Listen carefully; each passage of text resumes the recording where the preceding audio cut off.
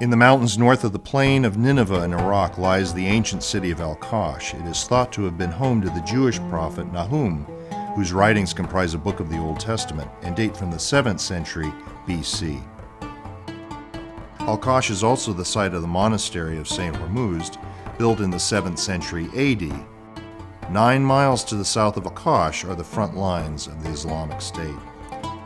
Today, Alqosh is entirely Christian. Alqosh is also home to Bishop Micah Mikdasi of the Chaldean Catholic Church.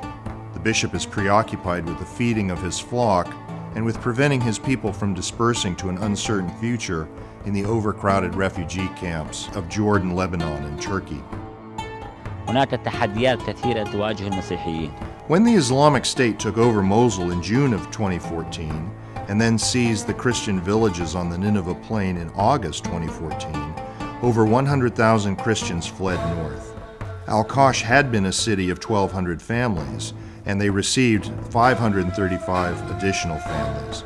The material and spiritual needs of these refugees have been met by the Chaldean Church and by the people of Alqosh. So far we have been successful, but it has been very difficult. Every available space in Alqosh has been taken over to provide housing for the displaced Christians of the Nineveh Plain. Some are living in a former school, many have been taken into the homes of the families of Alqosh.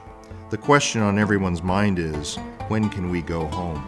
منذ آلاف السنين وألقوش هذه البلدة العتيدة. The life of Christians in Alqosh today is very hard. We are all sharing the burdens. The displaced need a lot of basic things, but mostly they need hope that they will soon be able to return to their homes. The Christians of Nineveh have two choices: to live in their current difficult reality or to leave their homeland.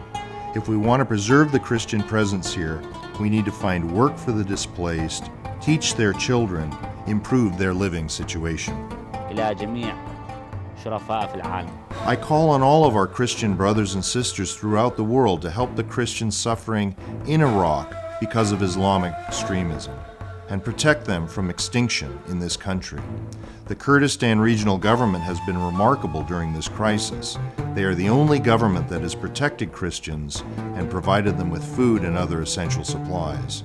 Now we need the universal Christian community to help us carry our burdens, like Simon of Cyrene helping Christ carry the cross. Christians have already endured a year of being displaced from their homes. Now there is reason to believe they will be able to go home. The Kurdish militia has liberated the town of Sinjar, and Christians hope the Nineveh Plain and Mosul will be next. But the Kurdish militia cannot accomplish this alone.